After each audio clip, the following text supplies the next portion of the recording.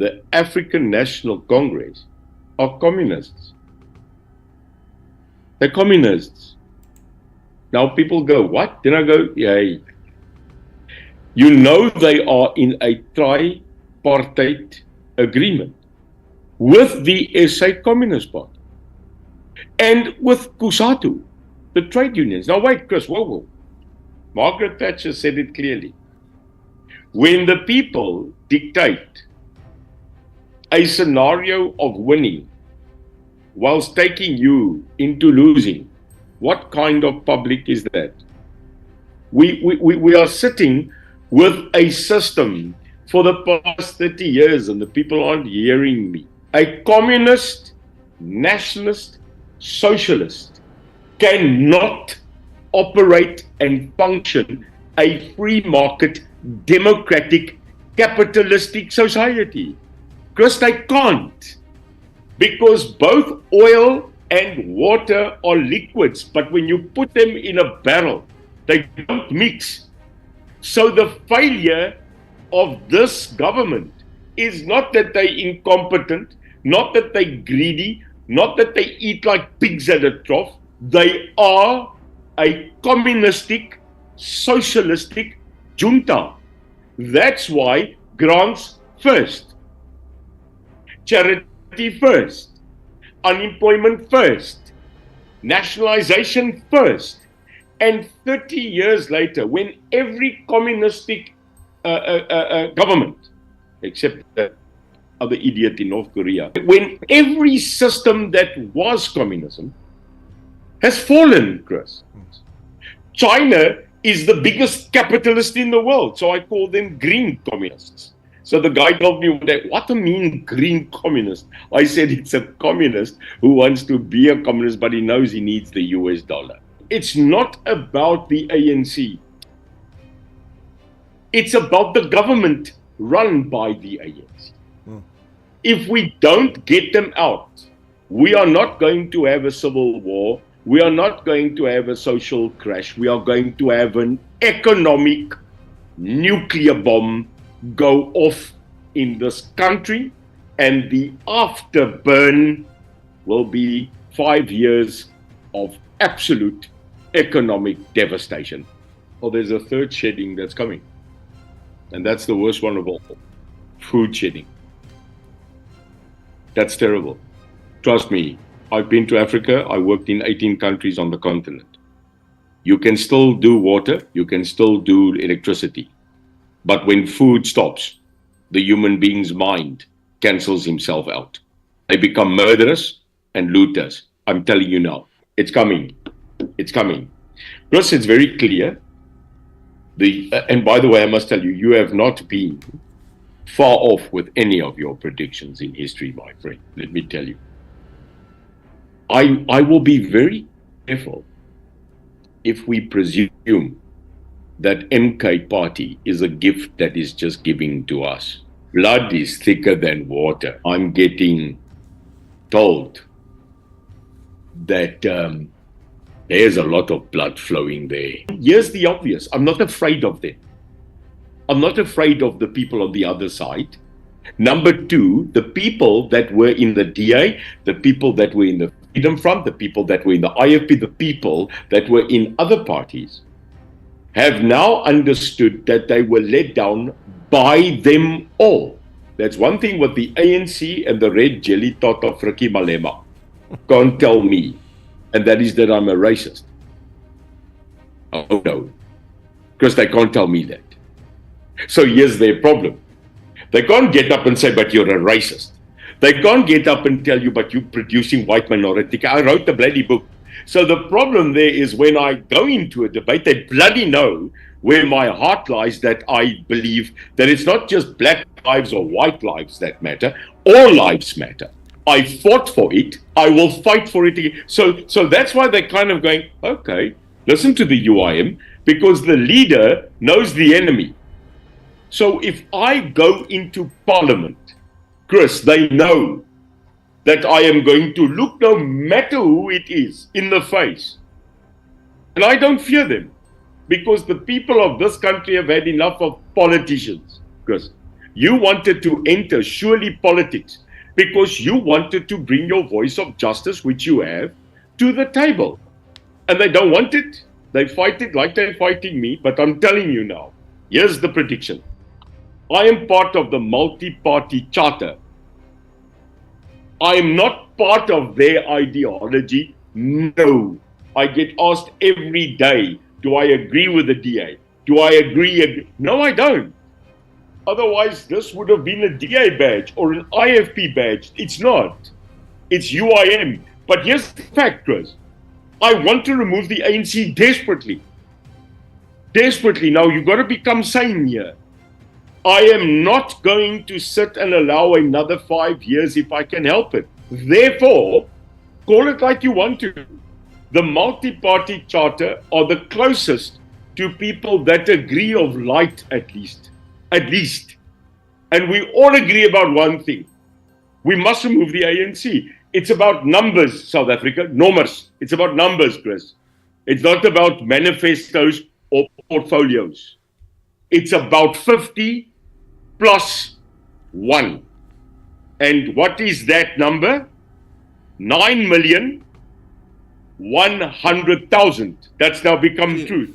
Yeah, really interesting video by Neil de Beer. Many points, raised many really interesting points about these issues in South Africa. And for me, they're really illuminating, really interesting.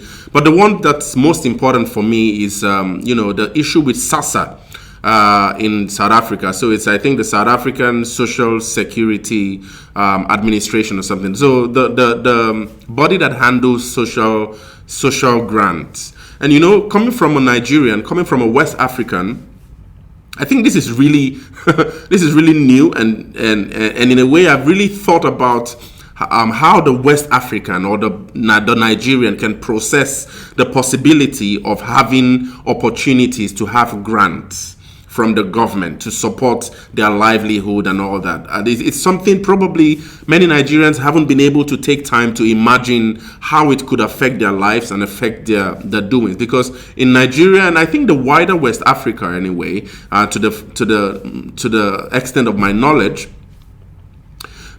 pursuit of life is all about you just going out there, find what works, find a business, find a business idea, or you apply for a job. Students, when you graduate, you try to apply for jobs, go for tests, these critical examination, these critical tests for critical skills and all kinds of skills, get a job, finance your life and all that. But the idea of a grant in West African context, and probably specifically in a Nigerian context, is something I'm not able to fathom at the moment and see how it would work. Because I think that most West African countries have been established as capitalist spaces.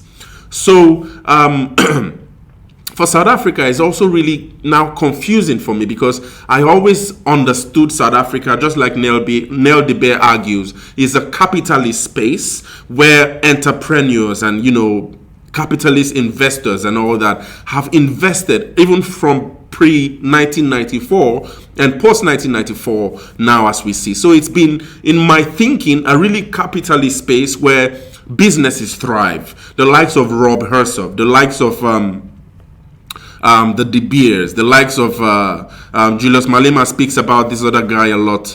I don't remember his name right now, but it has felt to me like a space where entrepreneurs have been able to thrive.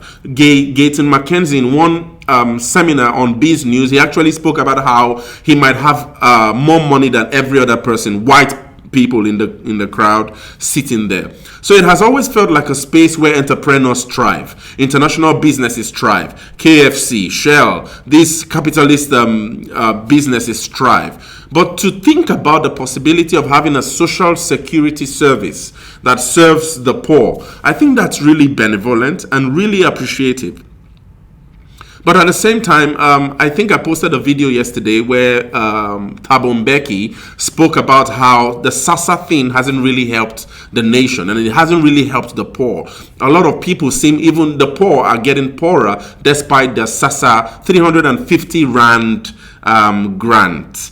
And for me, for example, I've had a lot of experience living in the Nordic states. The Nordic states are recognized as welfare states, okay, and there are these states where the